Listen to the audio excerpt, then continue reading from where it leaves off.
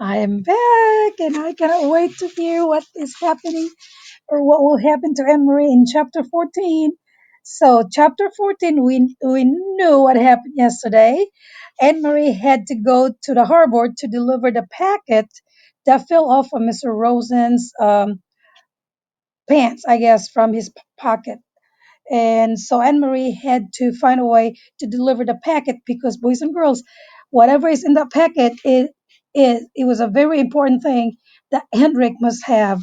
So let's go, let's find out. I hope I can survive this chapter without whew, feeling so tense in here.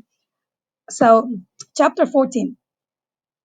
On the dark path, only now entering the woods on the footpath did Emily realize how cold the dawn was. She had watched and helped earlier as the others donned sweaters, jackets, and coats, and she had peered into the night, following them with her eyes as they moved silently off, bulky in their garments, blankets in their arms. She wore only a light sweater over her cotton dress. Through the October day later would be warmed by sunlight. Now it was gray, chilly, and damp, and so she shivered. The path curved, and she could no longer look behind her and see the clearing with a farmhouse outlined outside the pale sky and the lightning meadow beyond. Now there were only the dark woods ahead. Underfoot, the path, latticed with thick roots hidden under the fallen leaves, was invisible. She felt her way with her feet, trying not to stumble. The handle of the straw basket scratched her arm through her sweater. She shifted it and tried to run. She thought of a story she had often told to Kirsty as they cuddled in a bed at night. Once upon a time, there was a little girl, she told herself silently, who had a beautiful red cloak. Her mother had made it for her. She wore it so often that everyone called her Little Red Riding Hood. Kirsty would always interrupt there. Why was it called a Red Riding Hood? Kirsty would ask. Why didn't they just call her Little Red Cloak? Well, it had a hood that covered her head. She had beautiful curls like you, Kirsty.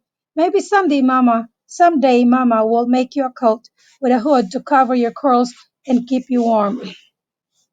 But why? Kirsty would ask. Was it a riding hood? Was it, or was she riding a horse? Maybe she had a horse that she rode sometimes, but not in the story. Now stop interrupting every minute. Anne Marie smiled, feeling her way through the dark, remembering how Christie always interrupted stories to ask questions. Often she just wanted to make the story last longer. The story continued. One day the little girl's mother said, I want you to take a basket of food to your grandmother. She is sick in the bed. Come, let me tie your red cloak. The grandmother lived deep in the woods, didn't she? Kirsty would ask. In the dangerous woods where the wolves lived. Anne Marie heard a small noise, a squirrel perhaps, or a rabbit scampering nearby. She paused, stood still on the path, and smiled again. Kirsty would have been frightened. She would have grabbed Anne Marie's hand and said, A wolf! But Anne Marie knew that these woods were not like the woods in the story. There were no wolves or bears or tigers, none of the beasts that populated Kirsty's vivid imagination. She hurried on. Still, they were very dark. These woods, and Marie had never followed this path in the dark before. She had told her mother she would run, and she tried.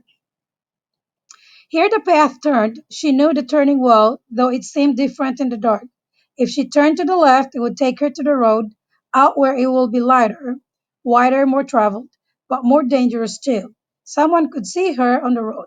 At this time of the dawn, other fishermen would be on the road, hurrying to their boats for the long day at sea. And there might be soldiers. She turned to the right and headed deeper into the woods.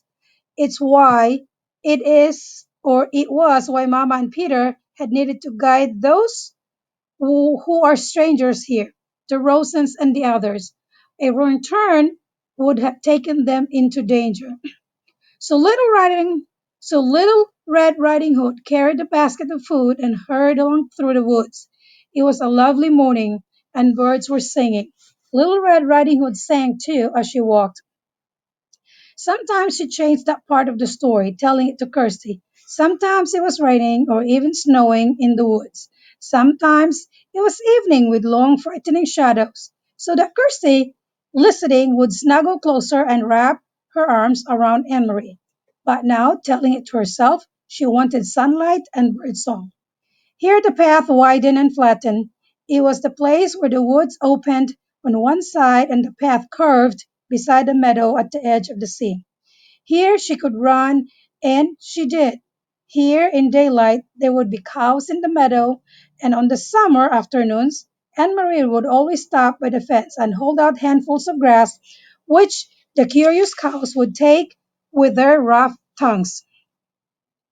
Here her mother had told her Mama would always stop too. As a child walking to school, her dog, Trophas, would wiggle under the fence and run about in the meadow, barking excitedly, trying to chase the cows, who always ignored him. The meadow was empty now. The colorless in the half light, she could hear the churning sea beyond and see the wash of daylight to the east over Sweden. She ran as fast as she could, searching with her eyes for the place ahead where the path would re enter the woods in its final segment, which led to town. Here the bushes were overgrown as it was difficult to see the path here. But she found the entrance beside the high blueberry bushes. How often she had stopped here in late summer to pick a handful of the sweet berries. Her hands and mouth would be blue afterward. Mama always laughed when she came home. Now it was dark again, as the trees and bushes closed around her, and she had to move more slowly through she still tried to run. Anne-Marie thought of Mama, her ankles so swollen and her face so pained. She hoped Mama had called the doctor by now. The local doctor was an old man, brusque and businesslike. Though with kind eyes, he had come to the farmhouse several times during the summers of the past. His battered car, noisy on the dirt road, he had come once when Kirsty, a tiny baby then, had been sick and wailing with an earache. And he had come when Lice had spilled hot grease, cooking breakfast, and burned her hand. Anne-Marie turned again as the path divided once more. The left fork would take her directly to the village. It was the way they had come from the train, and the way Mamma had walked to school as a girl. But Anne-Marie turned to the right, heading now toward the harbor side, where the fishing boats lay at anchor. She had often come this way before, too, sometimes at the end of the afternoon, to pick out the Inchberg, Uncle Hendrik's boat, from the many returning and to watch him and his helpers unload the day's catch of slippery, shimmering herring still flopping in their containers. Even now, with the boats in the harbor ahead empty of fish, preparing to leave for the day's fishing, she could smell the oily, salty scent of herring, which always remained in the air here. It wasn't far now, and it was getting lighter. She ran almost as fast as she had run at school in the Friday foot races, almost as fast as she had run down in the Copenhagen sidewalk on the day that the soldier had stopped her with his call of "Halte!" Anne-Marie continued the story in her head. Suddenly, as Little Red Riding Hood walked through the woods, she heard a noise. She heard a rustling in the bushes. "A wolf!" Kirsty would always say, shivering with fearful delight. "I know it's going to be the wolf." Anne-Marie always tried to prolong this part, to build up the suspense and tantalize her sister. She didn't know what it was. She stopped on the path and listened. Something was following her in the bushes. Little Red Riding Hood was very, very, very frightened. She would stop, would stay silent for a moment, and beside her in the bed she could feel Kirsty holding her breath. Then Anne Marie would go on in a low, dread-filled voice. She heard a growl. She heard a growl. I'm sorry.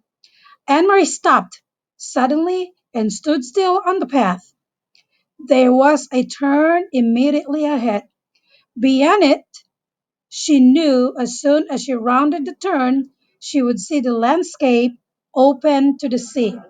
The woods would have been behind her there, and ahead of her would be the harbor, the docks, and the countless fishing boats. Very soon it would be there. Very soon it would be noisy there, with engines starting, fishermen calling to one another, and gulls crying. But had heard something else. She heard pushes rustling ahead. She heard footsteps, and she was certain it was not her imagination. She heard a low growl. Cautiously, she took a step forward and another.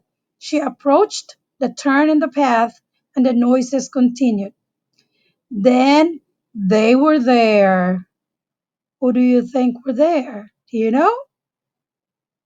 In front of her. Do you know who they were? Hmm?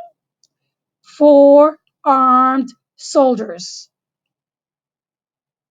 With them, straining at taut leashes, were two large dogs, their eyes glittering, their lips curled.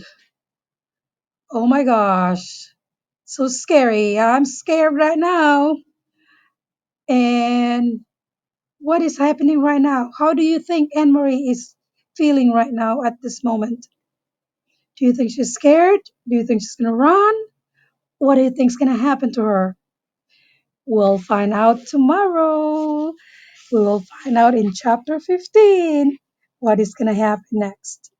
Remember, the packet is still in the basket, and the packet has to reach to Uncle Henrik on time, or else everything that they had done will just be for nothing.